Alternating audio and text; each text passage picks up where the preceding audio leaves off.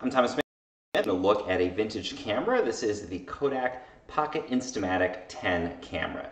So this is a really awesome snapshot camera. And these are, something that you might have seen if you grew up in the 50s and 60s, maybe you used. This was actually launched a little bit later than some of the other Instamatic cameras from Kodak. This was in 1972 and also produced in 1973. And it's really meant to be a pocket-sized camera for taking snapshots. People would use it for vacation snaps or for taking pictures of their kids and that kind of thing. And it's got some cool features. Again, it's pocket-sized, it's palm-sized, so it is relatively small. And the reason that it's able to achieve that is it actually uses a 110 size film cartridge. So it's not a 35mm camera, it's 110. And that's a cartridge film. It's basically about a 16mm film strip. And you would get these cartridges from Kodak at the time. You'd pop it into the back of the camera, so there was no kind of hassling with loading film and the worry that you'd go on vacation and you'd try to load your 35mm film and you'd come back at the end to develop it and realize that you hadn't loaded it properly and you didn't get any of your photos. The cartridge design kind of solved that problem. So you would just snap a cartridge in and it was all contained in there. When you were done, you'd open up the back here. I'm not going to do it because I actually do have film in here. You'd open it up and take the cartridge out and then send it off for development. And one of the cool things with this 110 format is that Lomography actually makes 110 film today, so you can actually buy one of these cameras and then load it up with Lomography's modern 110 film, and you're not shooting expired film. You can actually still get these cartridges. This is their 200 speed color negative Tiger film that I've got in there. It's a really great film. It's going to produce some really iconic kinds of pictures when you take them with this, with the Pocket Instamatic 10. So again, pocket-sized camera, cartridge film, made it super easy to use. It's going to have a lower resolution than a 35mm, but it didn't really matter because these are relatively basic lenses on here. So it's an f11 for the actual aperture on this. It's a fixed aperture, and the idea here was that this would provide a pretty good depth of field. Again, being f11, you're going to get most of the shot in focus. Because this does not have any kind of autofocus, doesn't even have zone focusing kinds of things. You've got a fixed point of focus, and with the f11, that's going to guarantee that a fair amount of the frame is going to be in focus because you do have that fairly narrow aperture on it.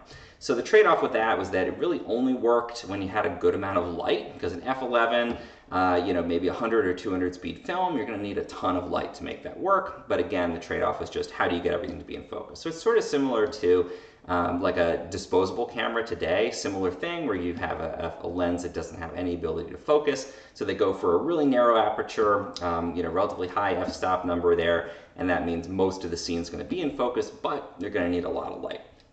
In terms of a shutter speed, there's two speeds on this. There's one speed that's when you're using this without flash, and then there's another speed when you do flash sync.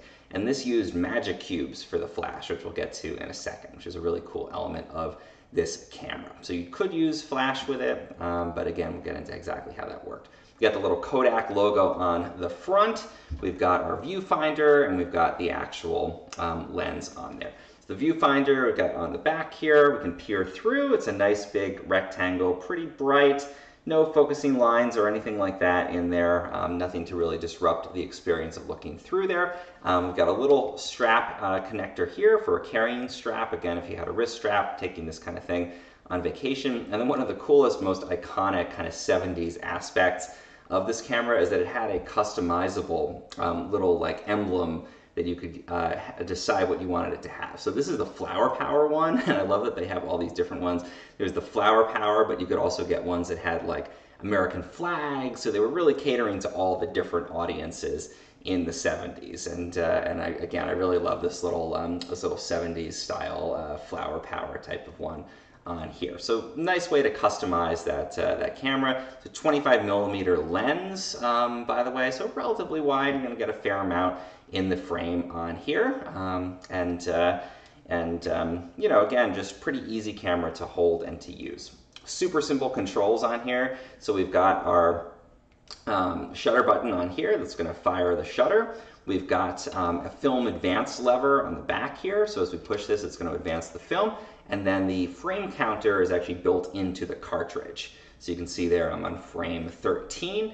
And that way you eliminated the need to have any hardware in the camera itself to do the frame counting. It was actually on the backing of the film they would put the frame number. So again, cartridge film making the mechanics of this super simple. Sold for $23 when it was first launched in the 70s. You can do the math and figure it out, but even if you adjust for inflation, that's still a fairly inexpensive camera. So Kodak was probably making their money on the film and development for this, not on the camera itself. So you can see I can look through here, I can take a snap, pressing that shutter button, and then to advance, I'm going to press this film advance lever twice until it locks.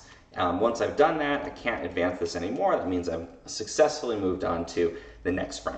Now in the lighting conditions that I have here indoors, it's probably not going to turn out at all what I just took there. So that's why these cameras were designed to use a Magicube for your flash. And I've actually got some of those here. These are original. I've not found anyone who manufactures these today. And these were basically like a little mirrored flash. There's 4 flash bulbs, and these are actually an incendiary flash. So it's not an electronic flash. It actually has like a magnesium flash, kind of almost like a mesh in there. And there's a little striker built into the camera here.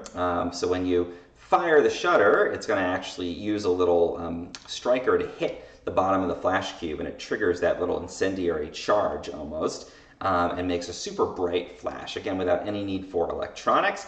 The only issue with these, you can see this is the Sylvania Blue Dot Magicube.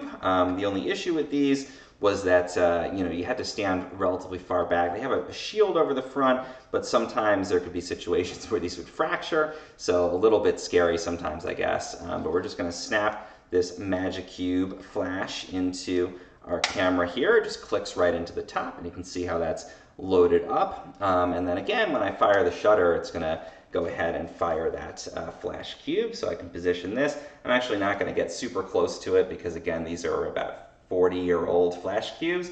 But let's go ahead and fire it. Sometimes it doesn't fire, sometimes it does. Let's see how it does. There we go. So we actually did get a firing of our Magicube on there. And you can see now that bulb is totally kind of burned out. And now when we press the advance on here, the film advance, watch, it's going to spin that cube around. So we get our nice new unused flash bulb. And that's, again, we're going to get 4 out of this Magicube. So that's quite an iconic 60s and 70s thing to have, where you take the picture, the bulb fires, and then it spins around when you advance the film. And again, that's another way to add a flash to be able to take snapshots indoors or in low light while keeping the overall mechanism of the camera and thus the cost really simple. Simple mechanism keeps the costs down, and the flash, again, is just using that Magicube. So we can go ahead and pop that out. It's actually still hot on here from that little incendiary flash firing when we don't want to use the flash. And it's going to adjust our shutter speed, again, back from that flash sync setting back down to the other setting that's just for not using our flash on here. So cool little camera. The photos that it takes have this really iconic sort of grainy lo-fi 70s look. Really makes anything you take pictures of look like you took them in the 70s. So super cool little camera, and you can usually get these on eBay for a couple bucks in some cases. People don't really know how to use them. They often don't even know what they are, but it's a super iconic, super easy to use, very emblematic of the era Instamatic camera. I would definitely grab one of these, check it out. You can take some really awesome shots. Again, check out that Lomography 110 film. You can use expired cartridges if you want, but your results are going to be unpredictable. I really like to use the new film that you can get there from Lomography to use these little Instamatic cameras. So check it out, really fun, and again, really iconic camera here.